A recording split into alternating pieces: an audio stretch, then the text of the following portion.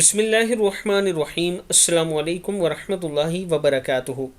Official عابد راضی channel کی طرف سے آج میں اپنے دوستوں کو رسول اللہ صلی اللہ علیہ وآلہ وسلم کے بتائے ہوئے کچھ کلمات سکھاؤں گا۔ آپ دوستوں نے یہ ضرور یاد کرنے ہیں۔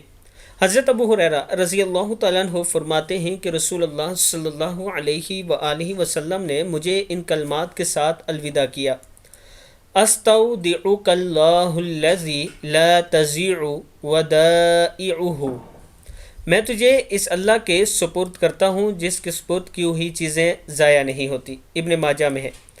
رسول اللہ صلی اللہ علیہ وآلہ وسلم ان کلمات کے ساتھ صحابہ کرام کو الوداع کرتے تھے: استودع اللہ دینک و امانتک و خواتم عمالک،